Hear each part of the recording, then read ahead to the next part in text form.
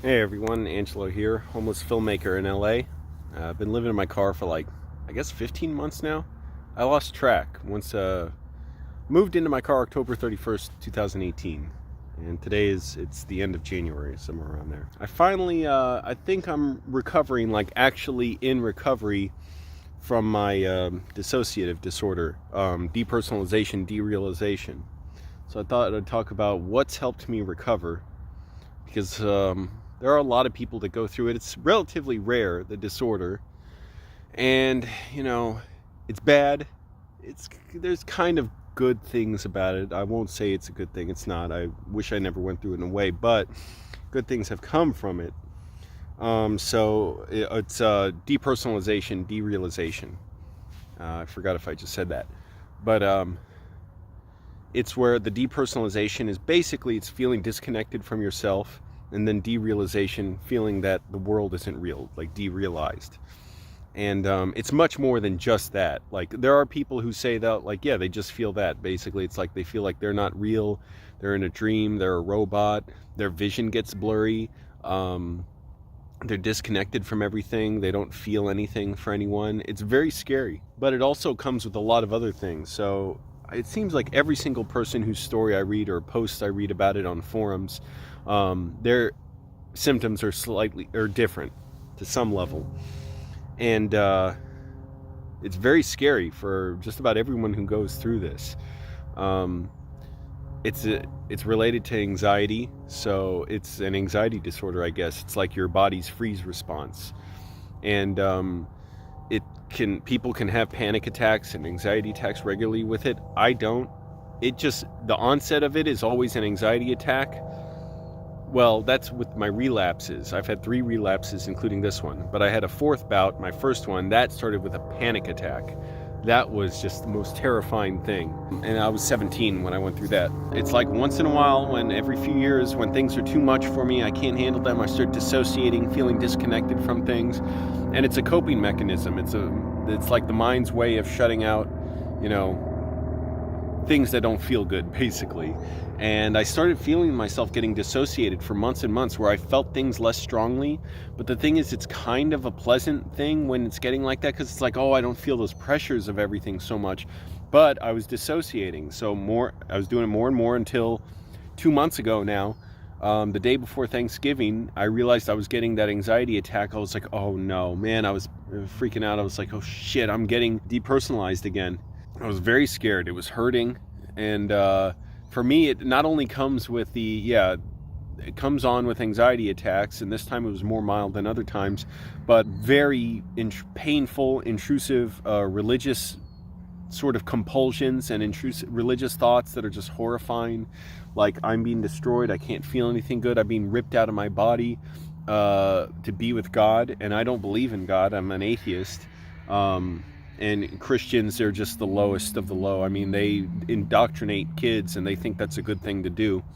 And that's where a lot of these problems for me come from. I realized when I thought I was feeling whatever, like God or something when I was younger, I realized it was feelings of dissociation now.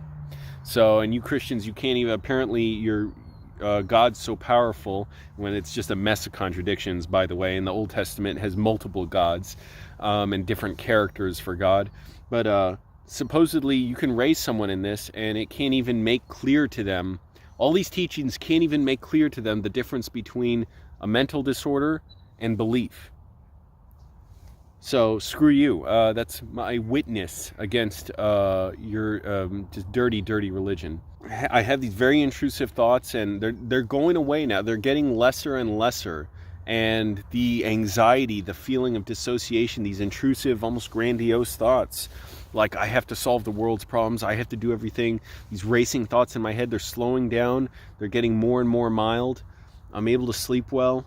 I'm starting to feel my emotions more again. Here and there, it's kind of touch and go.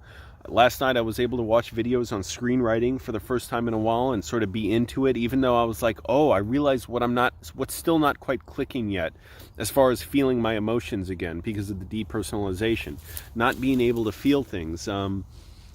it's still sort of like ice. It's like not thawing out yet, but I realize it's getting there. It's getting there. I gotta wait, and the worst thing I can do is panic and freak out and try and force myself to be better by sort of trying to use my imagination where, like I said, it's like buried in ice. It's still frozen and needs to thaw. Because of that, I still can't quite process my dad's death. It's just unreal to me. Like, I'm not even human yet. Although sometimes it gets to me a little more, and I do have nightmares about it sometimes. I did last night a little, which is good. It means I'm feeling myself again. I just realized I came out here and I don't have any tissues with me. My allergies have been fucking killing me. So anyways, first of all, what's helped me with my dissociative disorder, my depersonalization-Derealization? Oh boy. And they're worse indoors. I hate it. I don't know what it is. When I go in the library, they fucking act up like crazy. So what's helped me, first of all, just being patient, just trying to do stuff, as horribly painful as it's been. I've been working on movie sets sometimes, or I was when this relapse came 2 months ago. It was extremely difficult to work on set. I was having such intrusive thoughts. I could barely concentrate. It was painful. I couldn't make conversation with people that well because they'd want to talk about normal stuff, and the only thing running through my mind is the pain I'm in. With these horrible, painful feelings, these intrusive thoughts. I don't know how to describe the pain of it because, like I said, it's numb, like numb to the world, numb to myself, but it's this weird, I also get this weird pain of like, almost like I'm being ripped out of my body. It's disgusting and terrifying. And I went to the emergency room a few times. They never really did anything for me, but I was really panicked thinking, man, I might be disabled like I was before. It still scares me when I think about it now, and that's why I try not to think it, just let it go through me. Realize last time it took 9 months, and it took a long time, but now it's been 6 years since I had that last horribly painful relapse. I know myself better. It's not as powerful over me. I can keep moving, keep doing things. So basically, you know, everybody's recovery is different. Everybody has different things which help them. That's why I literally read all kinds of different things that help people. For me, when those religious sort of compulsions were so powerful, doing anything except just giving into those thoughts and indulging those, whatever it meant, it just meant feeling them and say, okay, I accept it. What helped me are just time, patience, letting this horrible feeling just work its way through me. It's like my body was sort of, it's like a computer scanning for errors. It's just got to check for everything, test out every horrible sensation on me before I got better. Time and patience were two things. The other things that never felt good in the moment, it's just that I had to keep doing them to sort of aid my recovery. And I'm still recovering. I'm not better yet. I'm getting better. Or I mean, I'm feeling better than before, but I'm still not like just back to where I was. Exercise, eating well, limiting what I eat. Now, again, those are like tricky things in that sometimes they were barely possible. Sometimes my appetite was so suppressed and I was hurting so much, I just could barely eat. I could maybe eat one meal at the end of the day. And then for exercise, some days I was so spaced out, it was hard to exercise because I don't know how to describe it. It's like time split open and cracked left and right, and I couldn't process what I was doing.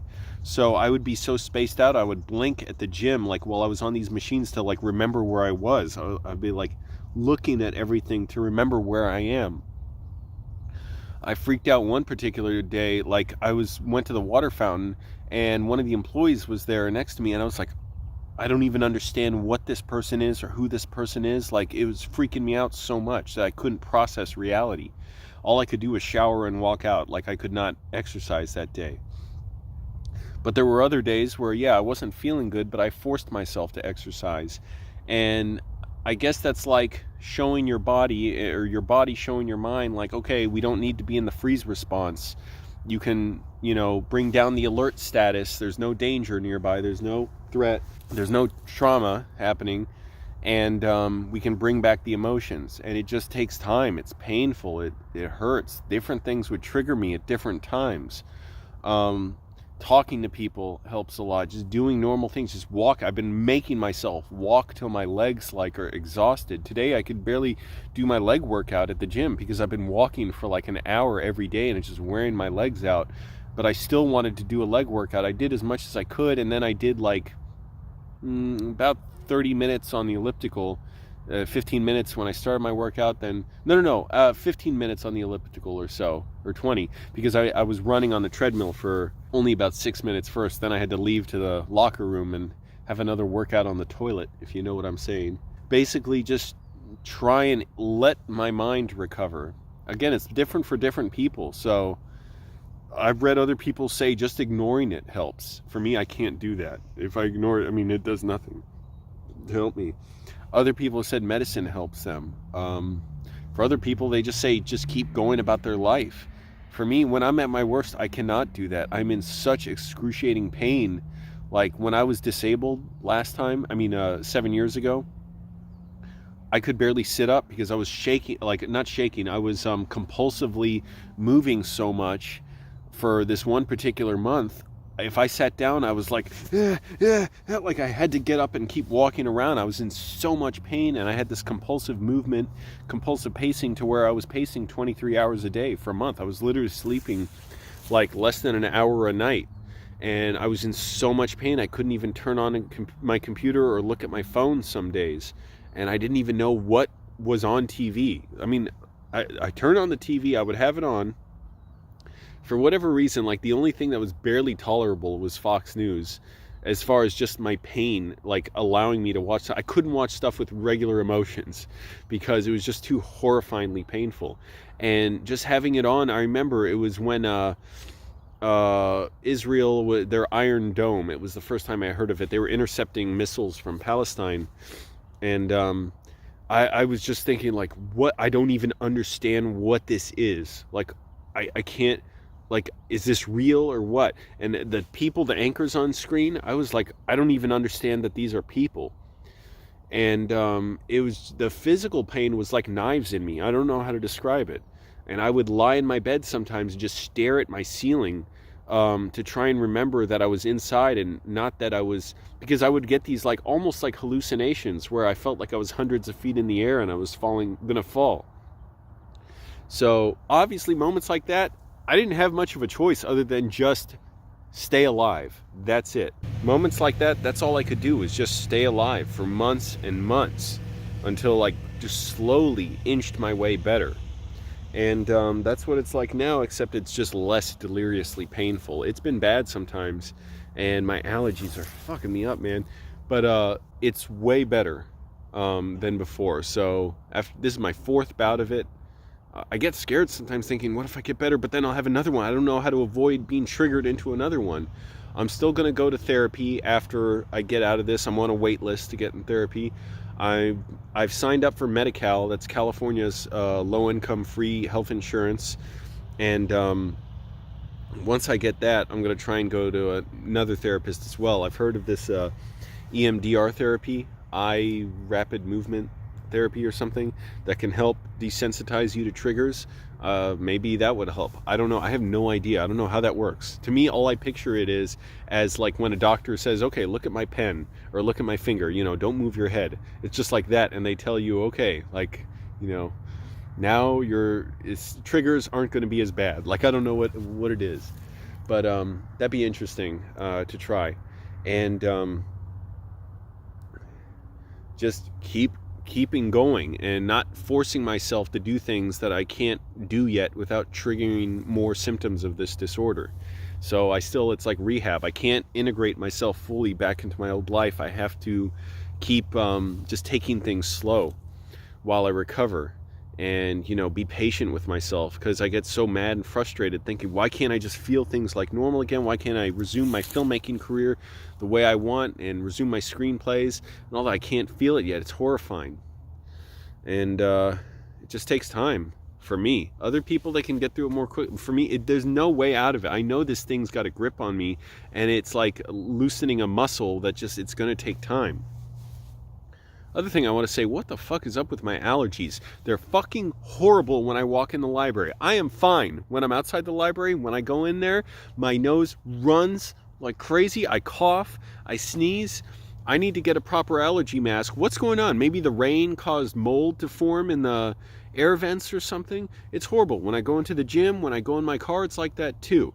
It's not too bad out here But it's really bothering me. I don't know if anyone's got any tips. I take Claritin every day. I'm taking Benadryl, or these Benadryl, the generic substitute version, but nothing seems to be helping. So let me know. But anyways, that's how I've been recovering from my depersonalization-derealization disorder. It is getting better, and now I'm just gonna keep doing things, keep moving until I fully recover. And it just takes time. I don't know how much longer it'll take to really feel like myself. And then I want to avoid this ever happening again, because it's terrifying when it happens.